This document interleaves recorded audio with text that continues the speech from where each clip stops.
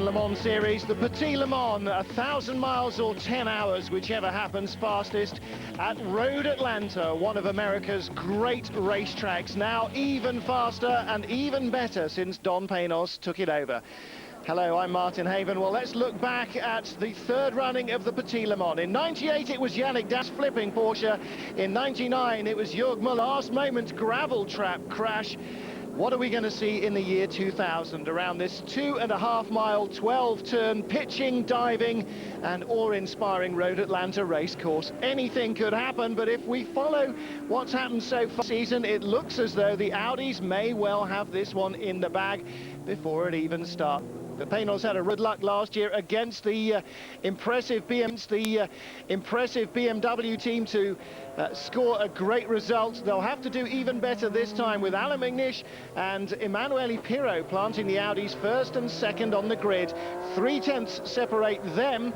But in third place, David Brabham's Paynos is 8/10 off pole position. JJ Lehto shares the BMW that he raced last year with Jörg Müller, again with Jörg Müller. Klaus Graf joins the number 2 Paynos, and Jean-Marc Gounon and Bill Auberlen will, as ever, race the number 43 BMW. Mimo Scattarella, best of the rest, in Raffinelli's Lola Judd, ahead of the field of Cadillacs, which are represented this weekend by both the Dams team and the Works team. Incidentally, Guy Smith, shown there on the inside or the outside of row 5, will not start from the grid. He missed getting out onto this warm-up pair of laps, and he starts further back.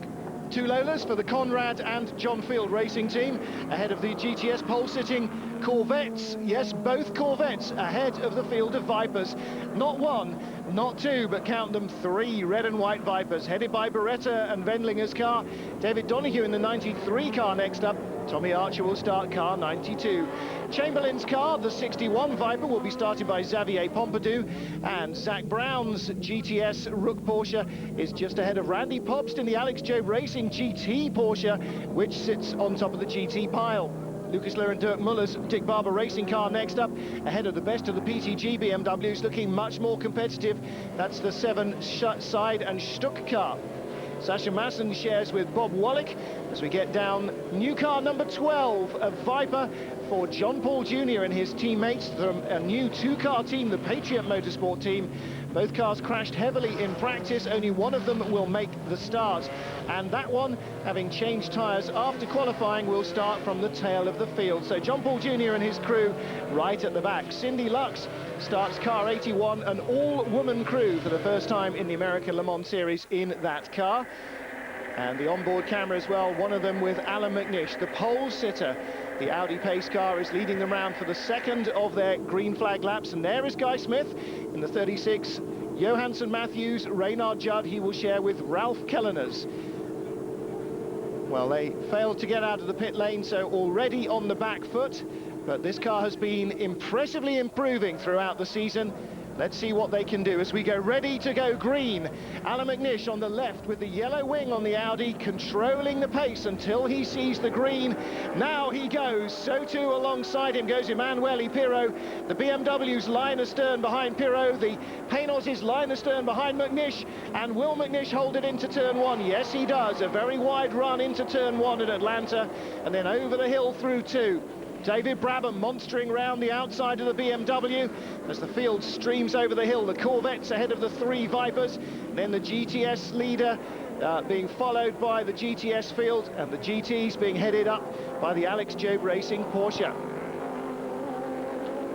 Well, it's so easy, of course, to lose a race this early on, but so far no clashes. Brabham is past the better of the BMWs of JJ Lehto. We ride with Jean-Marc Gounon in car 43 behind the Paynos number 2 car.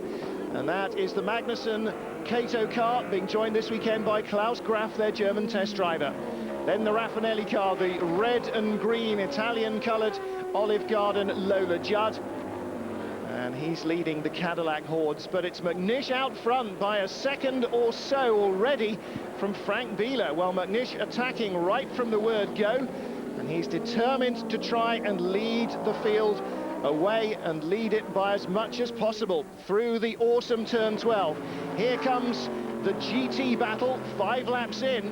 Olivier Beretta now past Andy Pilgrim for second in GTS and shaping up to try and pass Ron Fellows, the class leader. Down the inside launches Olivier, and the Monegasque gets the lead of GTS just 5 laps in. Are the Corvettes in tyre trouble already? Don't bet on it. Their Goodyear tyres have been great. There is the 23 car. Randy Pope started on pole in GT, still leads it from the best of the BMWs. Again, down through turn 12, but trouble for Guy Smith.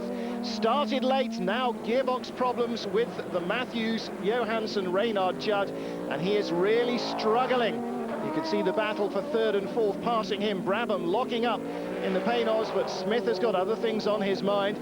It's going to be a long afternoon for them already.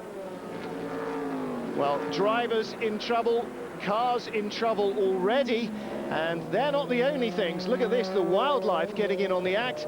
Just a few laps in at turn 10, a local deer trying to make it safely across the track, and somehow manages it in the packed GT and GTS field. Early trouble for Tom Milner's PTG crew. This is Brian Cunningham in the 10 car, and the BMW M3 is out with electrical failure, less than 10 laps in. And so the early carnage continues.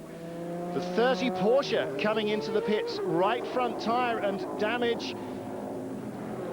It's got water pouring out the right-hand radiator as well.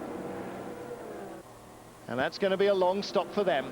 Here in replay, we see David Brabham boinking the Ron Fellows Corvette off the road as he gets into turn 2. On board now with Alan McNish, the race leader, closing up as he comes through the S's. Next up, Emanuele Pirro heading down into the S's at McNish, already up at the top and heading towards turn 5.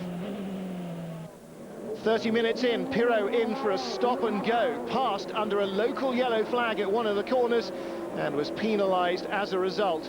In and out, but it's dropped the Audi 1-2 into hot water.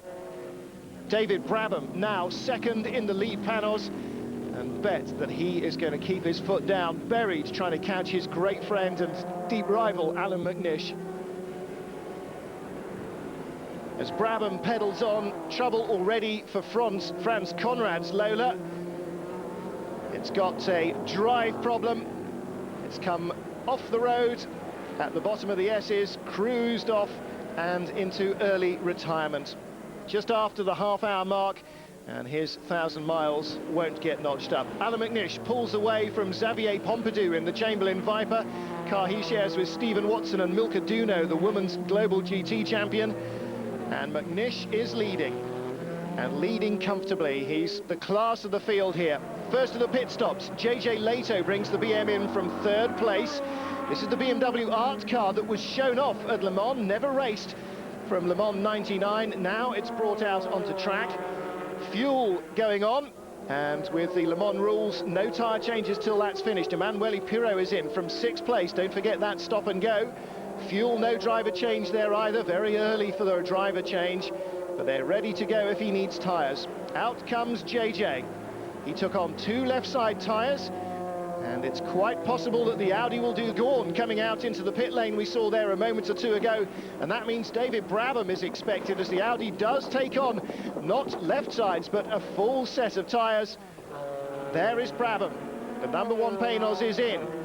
Brabham from 2nd place. He won't get out either, but they've got 4 tyres ready for him as Pirro crawls out of the pits at this punishingly slow 60 km/h pit lane speed. In from behind comes the second of the BMWs, and Alan McNish is in as well, the race leader in the pits, taking fuel but no sign of a tyre or driver change. McNish will double stint his tyres and triple stint himself. Out comes Brabham. Well, the number 43 BMW in the top of the shot, taking left side tyres only. McNish having none of that. Dindo Capello on the pit wall, watching activity. He knows he won't have to drive for quite some while.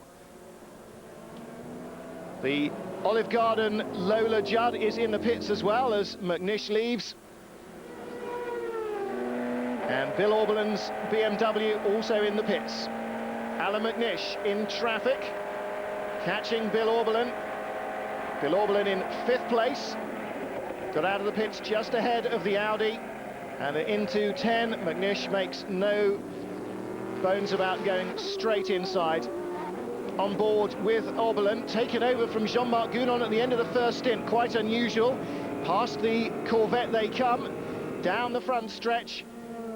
And here is the battle between Patrick Heisman's Viper and Ron Fellows in the Corvette. That is for third place in GTS. Fellows down the inside as we ride with him, and Heisman at the absolute edge of the Corvettes, of the Viper's adhesion rather. Beretta leads the class from Pilgrim's Corvette, and there is the overall standings at just about the 1 hour mark. It's Audi, BMW, Panos, BMW, Audi, and then the Raffinelli car, the best of the rest. But Butch Leitzinger plants the number 9, works caddy out of 8th place into the turn 5 gravel. A stone got stuck in his throttle mechanism, jammed the car wide open, and it'll be a full course yellow. McNish is the leader. Hopefully no yellow flags out now as he sighs through the traffic, passing the Chamberlain car and the 5 Dick Barber Racing machine. The yellow flags will take effect when they get to the line. Here comes Emanuele Pirro. Look at the top box, that's how they're positioned, and Pirro almost on the grass as he tries to get past the 0 car. Well, that was an exciting heart-in-the-mouth moment. The safety car ready to come out as disaster narrowly averted there. Yellow flag applies when the leader gets to it, but McNish comes in. Half the field still going round past the pits, half the field coming in. McNish taking fuel on and a change of tyres, all 4 going on. No driver change yet. JJ's in the pits as well. The BMW from 2nd place. McNish was the race leader when he came in. Fuel, and you can hear the air hammers, so it's tyres as well, and he's taking all 4 while they've got a yellow pit stop to do it in. 53 laps into the race after the restart. David Brabham leads, he didn't stop. McNish in 2nd place in the Audi, goes past Wayne Taylor's Cadillac. He's just been lapped, he's in 9th place at this stage, Taylor, in the silver caddy. And the battle for the lead. Brabs leads, Nishi catching him. And these two great friends off the track. They spent the week between the Texas and Portland races together in the States, having fun. But now no quarter given and none expected. Brabham leads for Panos at the firm's home track. McNish chasing for the fastest cars at the moment, Audi, and they're in traffic.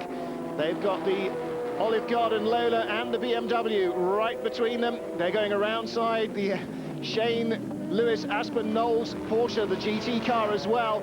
This is a real chance for McNish to close now. McNish right with Brabham, couldn't get past, but what was that at the top of the picture?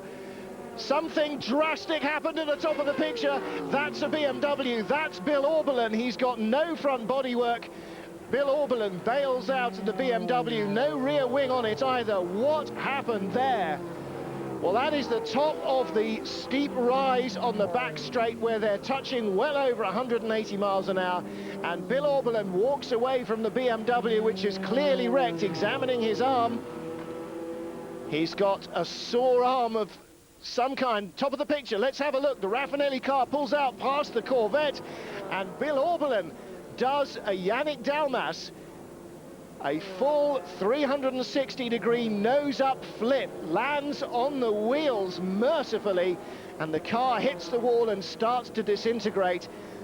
Well, the fans and the corner workers diving for cover as they hear the explosion of the car landing. Absolutely incredible pictures.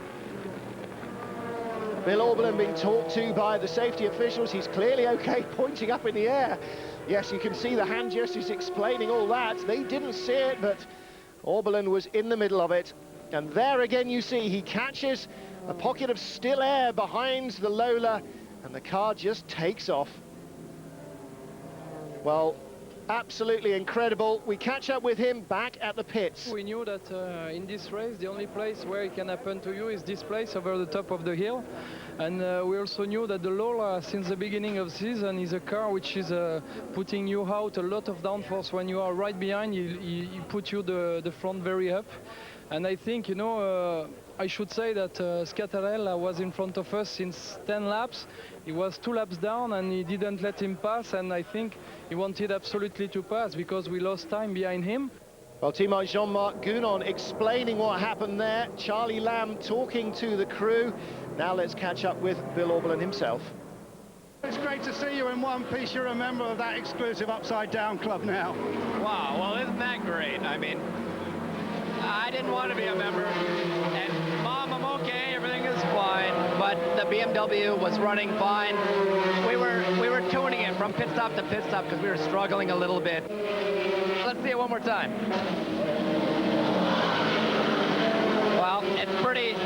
I was always staying to the right, and you see that the Olive Garden car pulled out real quickly to pass the Corvette, and he cut my air off. And it was so extreme when he came in front of me that it sucked my head forward and it sucked my visor open before I took off. Scary stuff, as Bill Auberlen said later. Not a Lufthansa landing, but at least it came down on the wheels. Well, a full course yellow, of course, after that incident. The steaming wreckage is taken away. Leader into the pits, David Brabham, handing over to Jan Magnussen. Fuel only. Magnussen goes off with the already bedded-in tyres. McNish leads again as a result of this pit stop. McNish not starting, but a lot of the field, as you can see, in the pits. Riding then at the restart with Alan McNish, takes the green in front of the field. Safety car picked him up as the race leader. The rest of them weaving their way through traffic. There goes JJ Lehto's BMW. Here comes the Panos and the Olive Garden car in the middle of the GT and GTS pack. They don't get shuffled into team order or anything else here. It's only the leader and then everybody else follows behind. And what a thick field of cars swarming around the first few turns.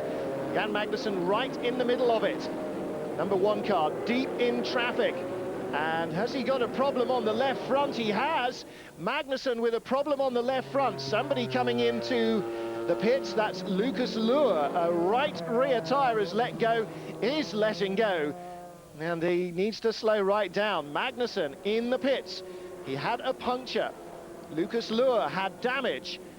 And could that have been a first lap after the restart coming together? There is the destroyed wheel on the Panos. It was the left front tyre. There is the tyre. We saw it at the top of the hill at the slowest turns on the course, turns 6 and 7. Replay from the Dick Barber Racing Porsche. Well, let's see. You just felt the contact there, and Magnussen goes through. And that was before they even got into the S's. My goodness me. Well, Magnussen made contact very early on there, and Lucas Luhr had almost a whole lap to get back from the Olive Garden car. There's Magnussen right ahead. The Porsche's up in front. Where does Jan go? Down the inside. And, well, Lucas Luhr doesn't see him coming. Tries to use all the road. And I don't think Magnussen was putting himself anywhere silly there. He was just doing his job. Lucas Luhr didn't quite see him. And trouble for the Panos. So Alan McNish then in traffic as well. Porsche battles going on ahead. The GT cars locking up in front of him, not using their mirrors. Yes, McNish isn't at all pleased with that, but Jan Magnussen in the pits still. Now nearly 3 laps behind, and they're examining the front end. There is Chris Gorn and the car's chief mechanic, and they're examining the steering and the front suspension. GTS leader is Kelly Collins in the 4 car from Wendinger's Viper and Boris de Richebourg in the 92 car. Then Chris Neifel, Jean-Philippe Belloc, Mike Fitzgerald, Xavier Pompidou and Zach Brown. And Boris said leading for BMW in the GTs. This is a real turnaround this season. Can they keep it up, or are they just out of pit stop sync? Well, we'll wait and see. Alan McNish leads. It's Audi, BMW, Audi now. Then Panos ahead of the 0 car. Then the John Field and Oliver Gavin Lola in 6th position. Back with place. And here is the 91 Viper, Carl Wendlinger, slowing on the course with a flat right front tyre. 2nd in GTS. And the crew saying contact, and contact perhaps with a Panos. Carl Wendlinger on the back stretch. Let's have a look then in replay. Well, the 66 car spins. Kevin Buckler's Porsche, the BMW goes off, and, well, no contact it seems. Wendlinger taking to the grass in avoidance. Alan McNish then, top of the picture, leading. He's catching a Cadillac again, but there is Jörg Müller. Now, Jörg Müller lost 2nd place to Emanuele Pirro's 78 Audi during the pit stops, and is almost a lap down to Pirro. He is a lap down to McNish. Tommy Archer's Viper comes in for a pit stop, and the rubber inside the brake discs, inside the wheel, being set on fire by the red-hot carbon brake discs. Clearly the Viper's brakes are working very hard indeed, as are everybody else's. Oh, and contact! That's the Oliver Gavin, John Field Lola coming together with the number 15 Dick Barber Racing Porsche, Paul Newman at the wheel of that one. The 75-year-old American screen idol in contact with tall Oliver Gavin. Let's have a look again. Ollie tries to go around. Newman doesn't quite allow him enough room there through the S's, and off they go. Seen from behind from the Cadillac, bits and pieces flying off everywhere. The Caddy goes through. Paul Newman out, Oliver Gavin and John Field's car also out. Now there is Newman, he seems to be okay, out of the car, and the Field car normally races in the Grand Am series. Well, another full course yellow, and we go ready to go green. McNish leads from Muller in the BMW, Tom Christensen in third place now. He's on board the 78 Audi from Emanuele Pirro because they stopped under yellow. And there is the race leader. So it's Ronaldo who leads in the yellow Audi. He's taken over from Alan McNish at last. McNish handed over after 3 full stints, and he's got Panos trouble. This is David Brabham catching and passing, seen from the Olive Garden Lola of Mimo Schiattarella. But Brabham is only unlapping himself there. So we're now still with the race leader, Dindo Capello in 77, and Brabham has just unlapped himself. Capello trying to get past Eric Bernard's Dams Lola. There he goes. So Capello leads, Muller second, Christensen third, and Brabs is in 4th place, 1 lap back. So Dindo Capello still leading after 3 hours with the Audi. And at the moment, Audis look to have this one pretty much under control. BMW of Leto and Muller, their only challenger, as the Panos challenge has wilted. In fact, Brabham in 5th place as the Cato, Graff and O'Connell Panos is in 4th. Audi team looking pretty relaxed. Emanuele Pirro there with the crew. So Christensen out front, plenty of traffic. There is the 3rd place man working his way through the order. Jörg Müller was ahead of him, the 2nd place man, and Ronaldo Capello behind him. Christensen catching up Jörg Müller. Christensen's of course the winner at Le Mans this year, one of the winners at Le Mans this year. And here he comes, right on the tail of the BMW. Now let's see what the Audi's got. Down the long back stretch, over that crest they come. And he's right with him. Down into turn 10, he's on the inside line. Oh, the Audi just looks so wonderfully composed under braking. It's as if the BMW had let him go by, but Jörg Müller certainly didn't, and there's a slower car ahead, and Christensen's going the wrong way. He's got held up, had to get out of the throttle, and Müller's going down the inside. Müller nearly 2 wheels on the grass, forcing his way through into turn 1, and he takes it back. 2nd place changes hands again for the 2nd time in 2 turns. Jörg Müller in the BMW has got something to show to the Audis. Alan McNish behind this battle is the race leader, or Dindo Capello at least, is the race leader in the yellow Audi. But again, look at that, Tom Christensen inside, under braking for turn 6, and then out of the slowest corner, turn 7, right behind more traffic. The Dick Barber Racing Porsche won't be a problem though, because Capello got on the throttle and the Audi's superb traction allowed him to get round, while Jörg Müller got held behind him. So Capello 2nd, Muller there in 3rd, the Audi behind him. Dindo Capello is the leader. So Christensen, I'm getting so confused now with these Audis. Christensen in 2nd place, there he is, having just fought back past Jörg Müller. In the pits, Boris said, in the BMW, and this is not a standard scheduled pit stop. He's had a problem out on the racecourse. Well, the team are taking their time to clean the car off. Let's have a look in replay. He's facing backwards. Schiattarella has a heart in his mouth moment there, and the Dams Cadillac as well. And there, a lap or 2 later, is Mimo Schiattarella off course, going downhill into the S's. Well, that is a separate incident. He's got the engine going, but it doesn't want to play for him. Let's have a look at the replay. Schiattarella contact with one of the Rook Porsches. The two GTS cars running nose to tail there, and Mimo gets between them but doesn't get between them cleanly.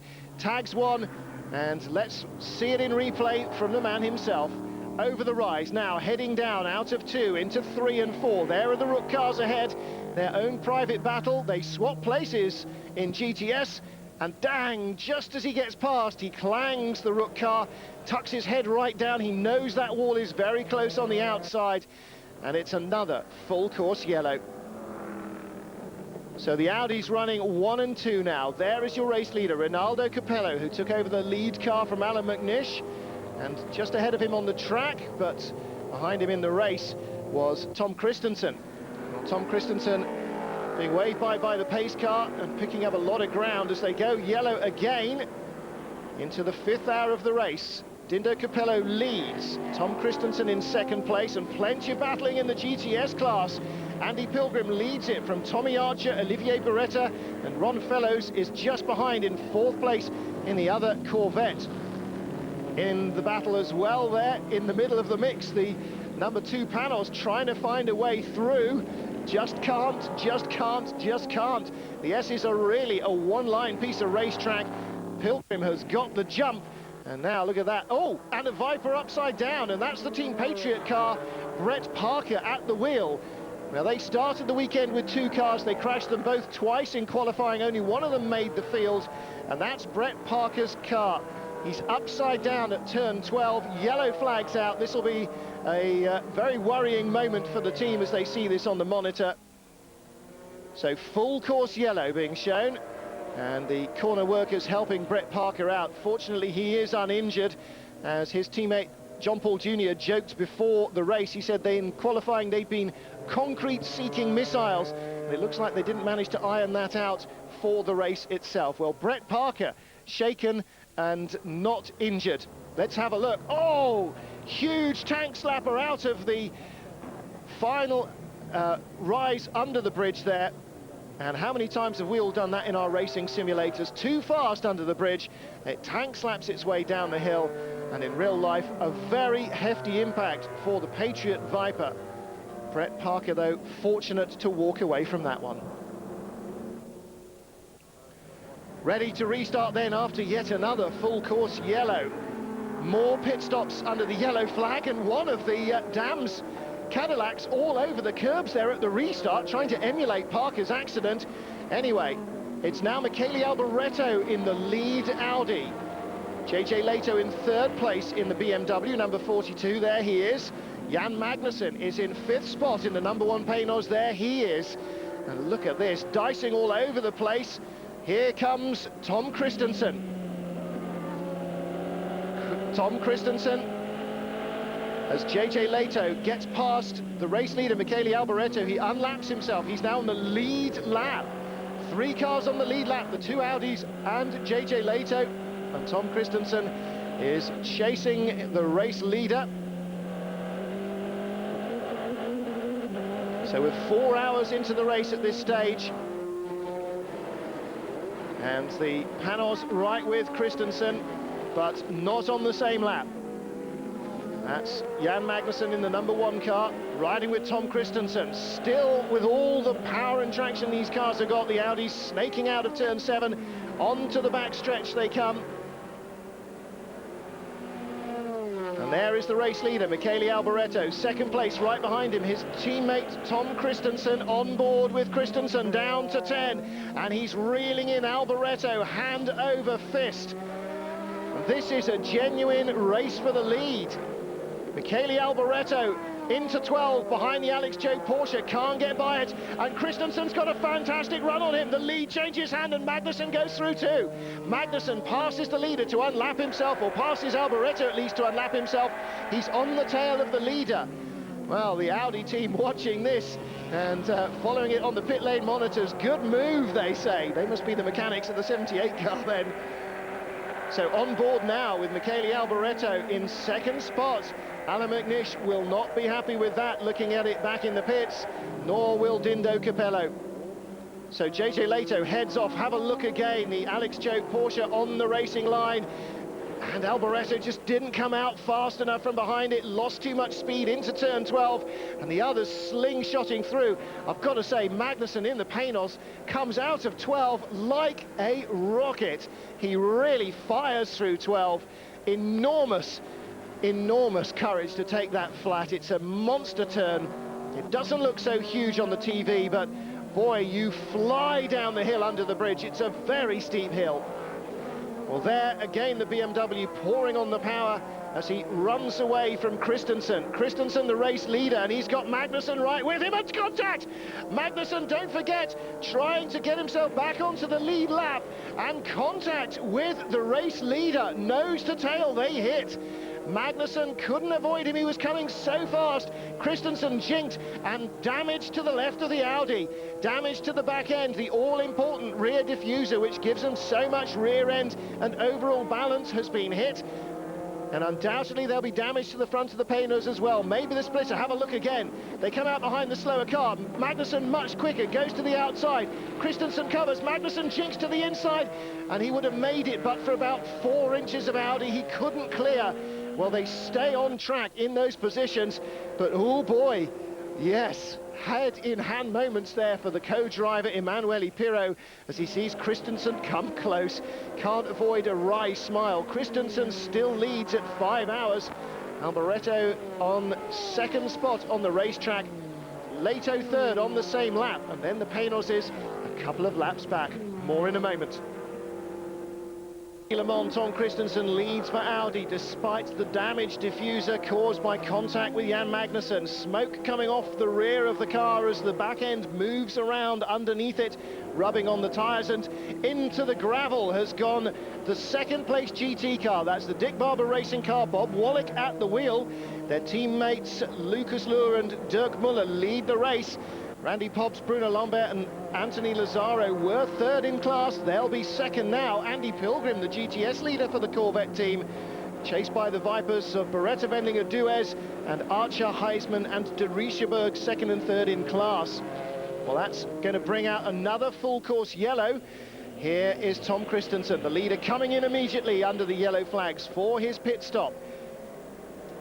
No driver change. He takes on a drinks bottle. The crew looking at the back. They can't touch the car while it's being fueled. They're not going to change tyres. They're just making sure nothing is really critical underneath. Off comes the earthing strap, and off goes Christensen. McNish on the left, Capello on the right.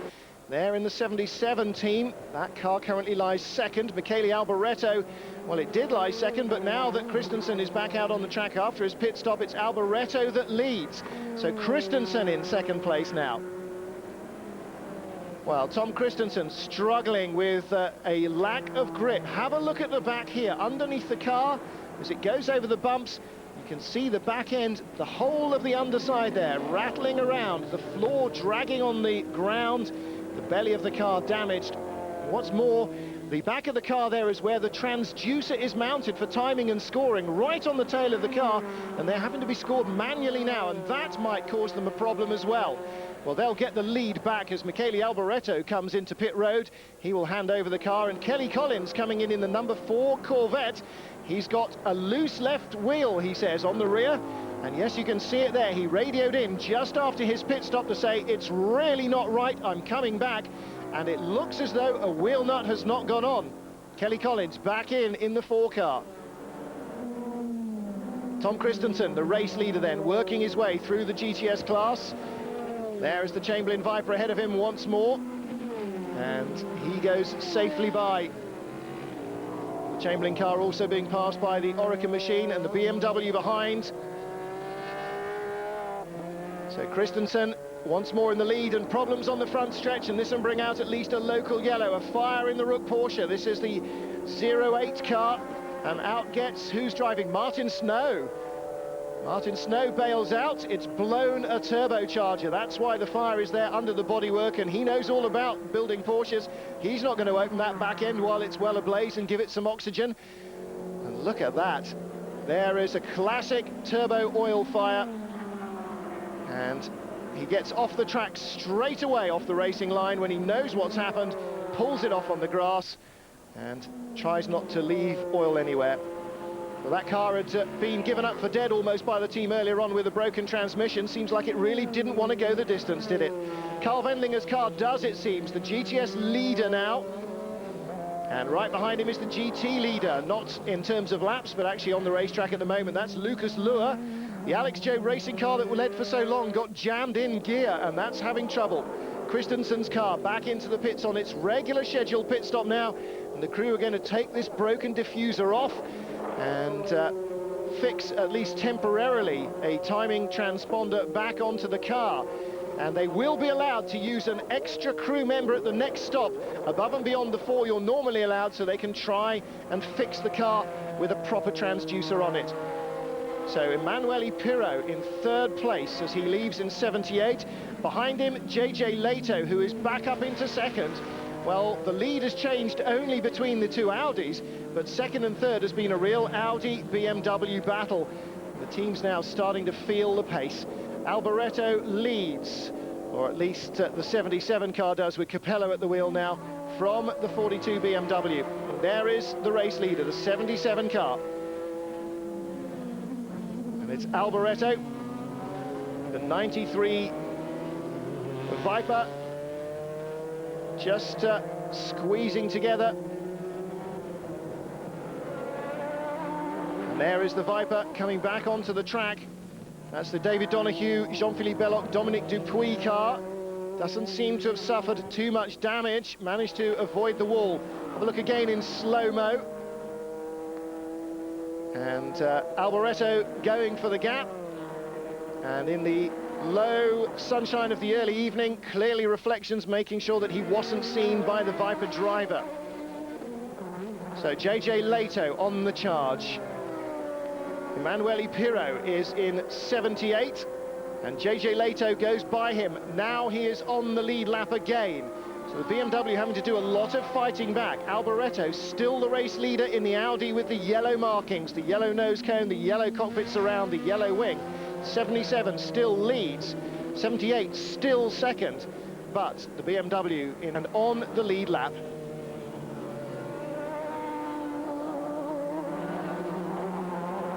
So JJ Leto continuing to drive his heart out and keep the BMW art car in contention. The car was never expected to race with that livery, but very good to see that it has. They started 4th, they're running in 2nd spot, but it hasn't been easy. Look at this for bravery. Leto on the right, he's got the racing line, but he's coming in late and from behind and with a car inside him. Still, he gets the job done in Emanuele Pirro.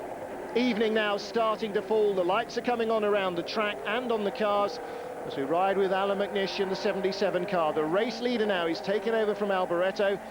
Jörg Müller dropped from 2nd to 3rd due to a pit stop, so Pirro is 2nd for Audi. Cadillac, well, we haven't seen much of them. They've been performing reliably but slowish in the middle to bottom end of the top 10. Manuel Collard 6th place at the moment. See how they've yo-yoed up and down.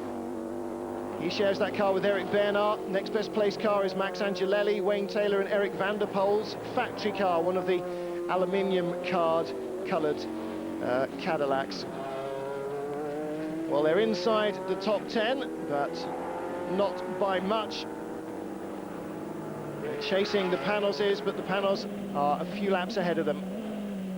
And here is the view from the Audis, the 78 car of Pirro, the 77 car of race leader McNish. Rocky Cato waiting for his go in the number 2 machine that's out on track in 4th place. That's how they stand after 6:48. Lap advantage. Also in the pits is the 92 Viper, the GTS leader. So scheduled fuel stops taking place. Boris de Richebourg leaves in the 92 car. It's been a real up and down battle in the GTS class between the Vipers and the Corvettes. Almost all the cars in the 2 factory teams have had a chance at leading now. And it's well dark. Onboard camera with Alan McNish. Let's hope that McNish can see a little bit more than the camera can. Down the back stretch he comes, under the bridge, and then plunging down the hill. In the pits, Frank Bieler's Audi now from 2nd place. tyres and fuel, no driver change, and still no replacement to that rear diffuser. They have decided to take out the damaged one and leave well enough alone. Drivers now used to the handling of the car, and they think they can get the job done without that diffuser. So tyres being changed, and problems for Lucas Luhr and Dirk Muller's car, the GT leader in the pits. It's been sticking in gear, and there the driver trying to fish around for something. Well, here is the Bob Wallach car, 1 lap behind the GT class leader, its teammate in the pits, and that's despite Wallach getting beached in gravel when he ran out of road earlier on in the race. So Wallach sharing with Sascha Maussen in the second string Dick Barber entry car, behind the young factory upstarts, Lucas Luhr and Dirk Muller, the #1 drivers in that team. Can he retake the lead? Well, here's Jörg Muller in the pits for BMW, and the rear end of the car has gone. What on earth has happened to Jörg Muller? Well, he was 2 laps ahead of the Biela Audi in second place. Chances of holding that now are getting slender. The team will take some while to replace the damaged bodywork. Plenty of spares, of course, because the 43 car has been out of the race early. There is Dindo Capello and Dr. Ulrich there in the cap, taking a well-earned espresso to keep the blood flowing. Audi want to know what happened as the BMW team get to work on replacing the rear bodywork, and so do we. And unbelievably, Jörg Muller, who dropped the car off the road into the gravel in the closing stages of last year's race, spins the car off the road this year earlier in the S's. It was top of the S's. Bagnish passed me just before, and I just went a bit wide over that curb over there and picked up some shit on the tire, and I just went on throttle and spun it.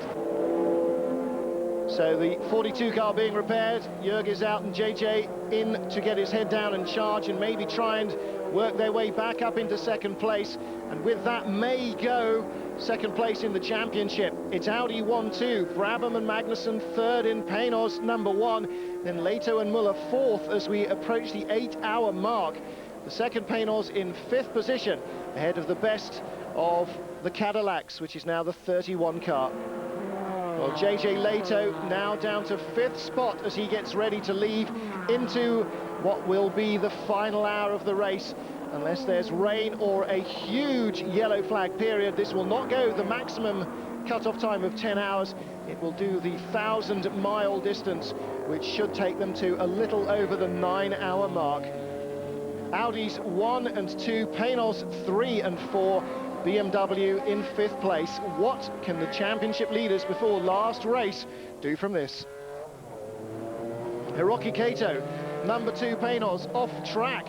That's out of turn 10. He's spun, but look at that black stripe in the middle of the road. A huge trail of oil right along the tarmac, absolutely in the middle of the racing line. Kato hasn't hit anything. He's got all the lights on, so he didn't go in forwards. He's got the wing, so he didn't go in backwards. He takes a long time to get round, and there is another car. That's Shane Lewis's car. The 21 car, the GT class car, heavy front-end damage at turn 10. He was third in class, and he's gone off as well. Somebody has left a lot of oil, and Shane Lewis so furious to have been caught out by that, absolutely livid. Well, he was remonstrating with the corner workers because they didn't show oil flags, but somebody has left a lot of oil down. Full course yellow, heavy oiling between turns 9 and 10.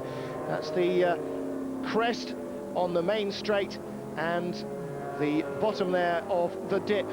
Incidentally, it's a long plunge down there to turn that dip, and there's a tunnel underneath that the trucks use to get across the track. The tunnel didn't used to be there. At the bottom of the tunnel is where the racetrack used to be before they filled in the dip a bit. Anyway, restarting in the closing stages, 8 laps to go to make the 1,000-mile distance.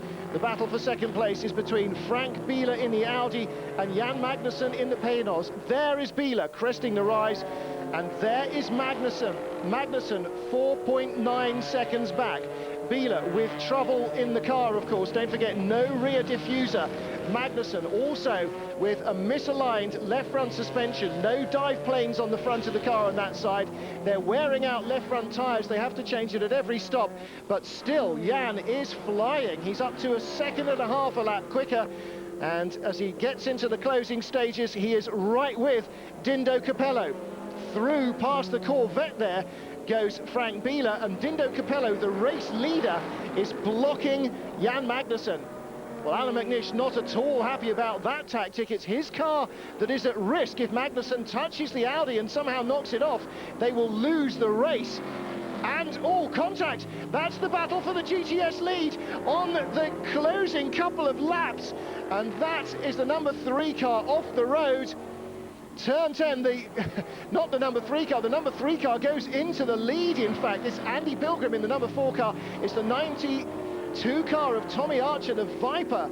It's Andy Pilgrim's number 4 car, Tommy Archer's Viper, that goes off as he tries to hold on to the lead of GTS. Wow, for Pilgrim, that's some revenge at being passed by Wendlinger in the last couple of laps at Mosport to lose that race. Wow, fantastic stuff. And it's not over in the dying moments. Look at this, Magnussen with 2 laps to go, less than that, passes Dindo Capello.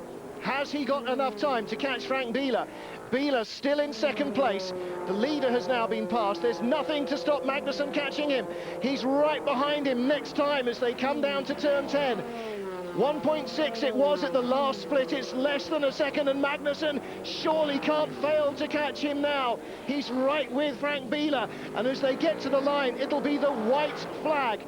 It'll be 1 lap to go after this. This is for 2nd place overall.